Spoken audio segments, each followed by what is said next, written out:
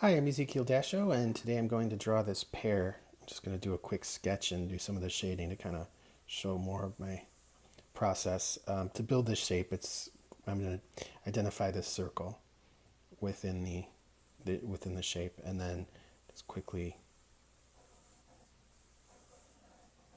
and soft, using a soft touch, I'm going to get that circle onto the paper, and then I am going to sort of angle that side up a little bit like that. I'm just going to draw straight through the stem for now, and I'm going to angle this side down, being as accurate as I can here. I'm just going quickly.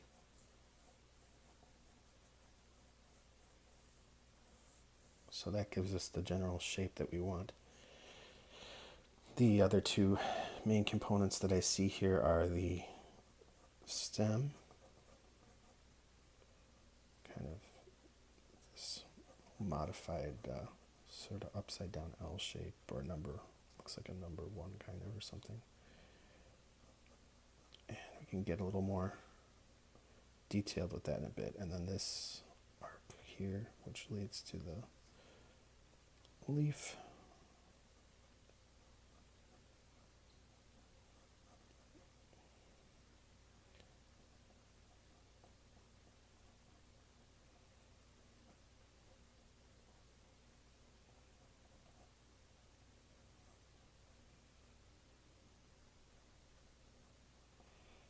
And with a lot of things in drawing, this shape is easier to get accurate if you kind of look at the negative space, the white space between the two shapes.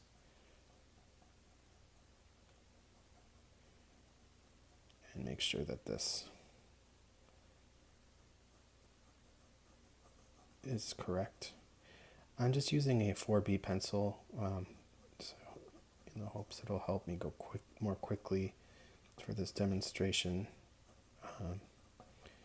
It makes the shading go a lot faster when you can apply the darker tones more quickly. And speaking of shading, we'll start that now. And it's very similar to the other shapes that I've drawn in my previous demonstrations. The process is the same. It's identifying the places that are darker in the picture and sort of seeking those shady spots out, and then adding that value.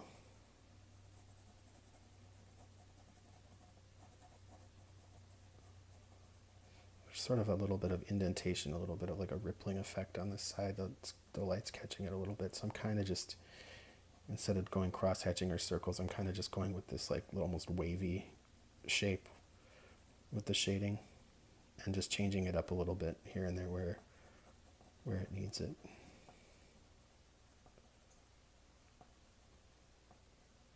See, there's this where the leaf touches the pear, that there's a reflection of the leaf in the skin there. So adding that extra value there will really help make the pear skin look like it's reflecting the light more like a real pear would.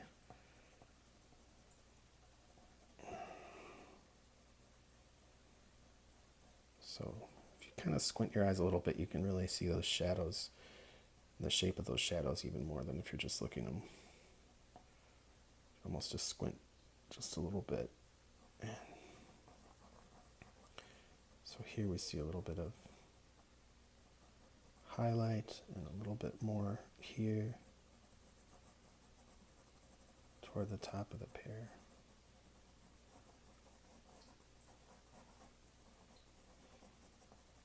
And then we see the lighter green spot, and then this part of the pear is much lighter than the rest.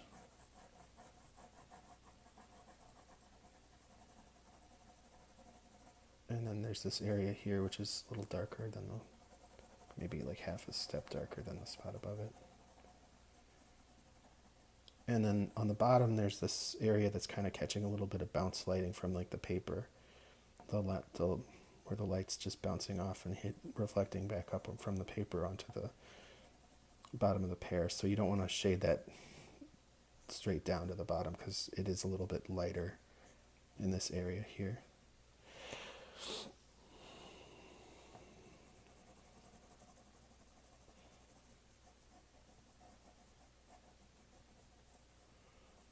And here we could kind of come back to that sort of wavy shading spot or technique, because there is a little bit of like indentation and almost like ripply effect to this pear skin. It's not just evenly applied. There's also the little dots in the pear skin, so if your pencil makes little dots when you're connecting it with the paper, that's fine.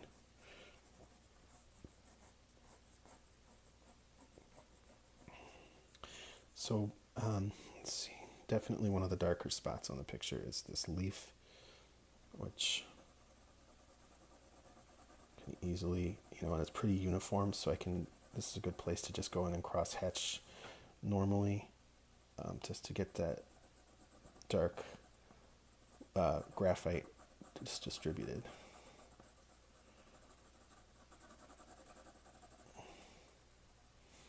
And then after, the fourth pass or so, you get to a place where you can easily go in and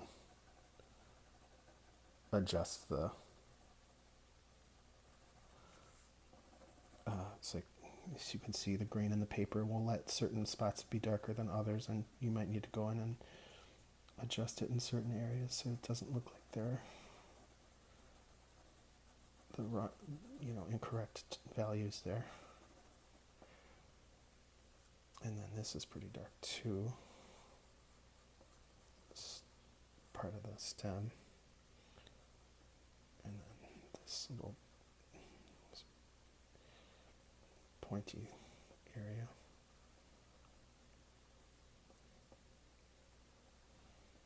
But I don't want to go overboard with the darks because they definitely,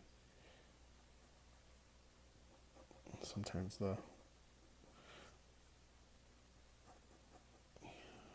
just want to be accurate to the shape and keep the darks in the right areas. So again, and this spot is quite a bit darker. I'm going to go in and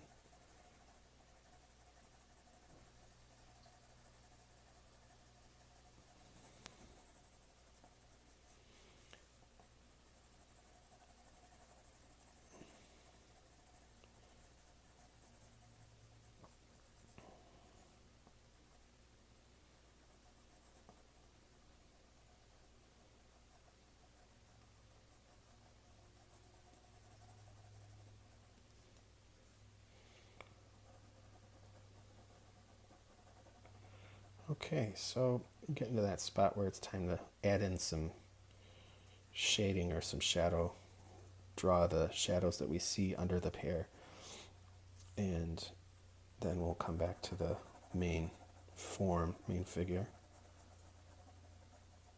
And let's see. So there's this darker kind of triangle shadow which just comes off in this direction. And this is one of those places that's also good for just straight up covering it, not worrying too much about it, just being systematic and getting it to be relatively uniform so that the surface has the same characteristics and is a little different from the surface next to it, so that the textures don't blend into each other too much. And let's see, so then this lighter shadow here, and this lighter shadow here. Just using the softest, broadest side of my pencil right now to get those soft, broad shadows or lines. Maybe just adjust the angle a little bit and kind of get it a little darker toward this side of things. And similarly up here, just adjusting the angle just to 15, 20 degrees or something, just to get the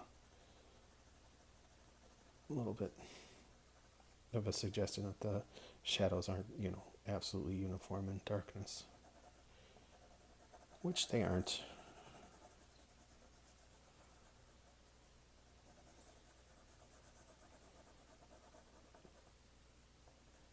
Okay.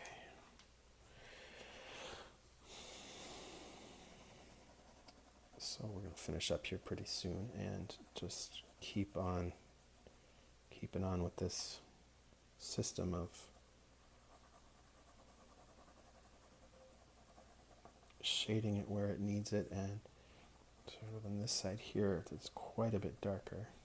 Could almost just draw a hard line there toward this, where this reflection of the leaf is. And getting that dark spot there will help with the look of the rest of the pear.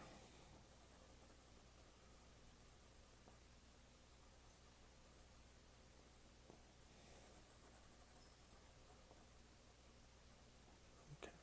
Seeing these like little dark spots here, maybe come in here. This definitely part of the stem isn't white, so we want to shade it in a little bit, and then next to it go a little bit darker. This I'm going to just do with small circles. You could, it would be a good spot to crosshatch as well, because it's kind of a nice place to showcase the different values you can present with a nice crosshatching technique. But sort of whatever is feeling most accurate to the sense of like the pear that you're reading from it. Let's see. So I've got this little lighter spot here, but it's a little too light, so I'm going to go in and darken that up a little bit. Bring the darks up a little bit here too, and pull down some of the backlighting I've got looking there. Darken it up a little bit. Darken that up a little bit.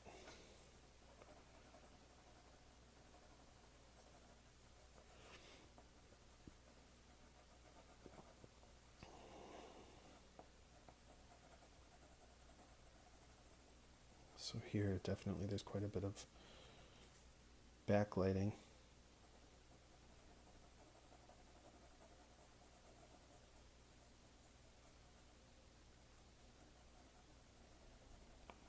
And then there's quite a bit of contrast as well from the shadow.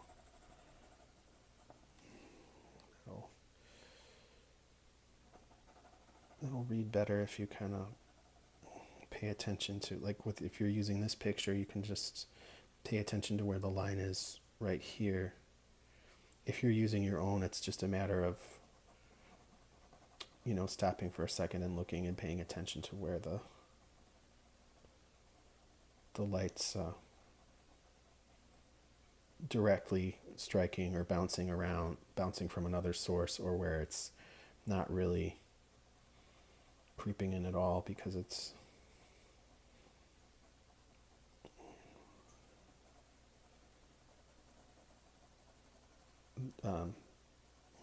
just staying as accurate as you can to the lighting in your still life is going to really help those objects feel solid.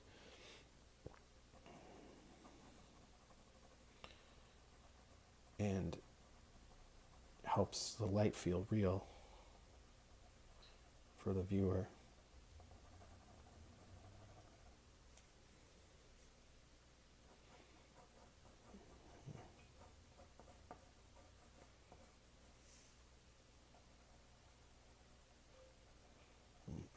representing those shadows and forms accurately will definitely help the viewer have that innate sense that the lighting is correct and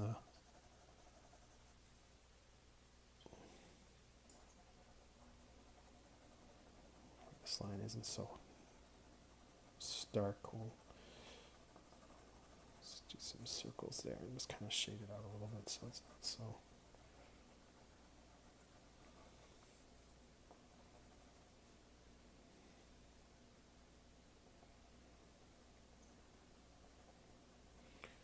And then we bring some of these shadows down a little more too, so that they're the right shape.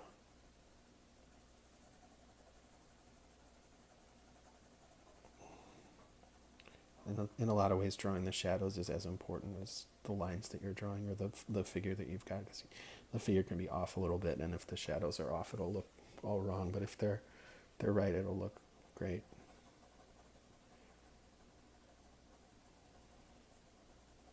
And a lot of times, if somebody looks at this pear, they're not going to see the pear next to it when they look at the picture necessarily.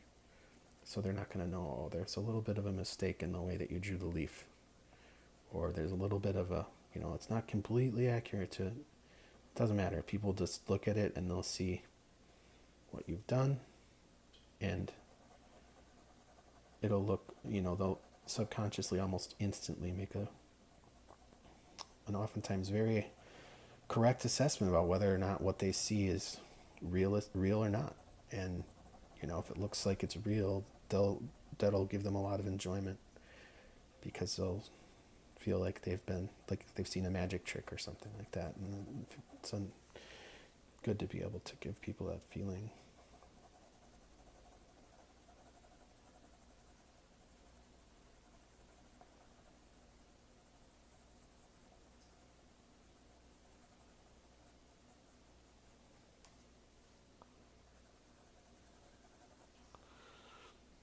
Well, thanks so much for watching today. If you found this useful, don't hesitate to smash that like button, subscribe for more videos, and I'm Ezekiel Dasho, and this has been Drawing a Pear. Thanks, have a great day.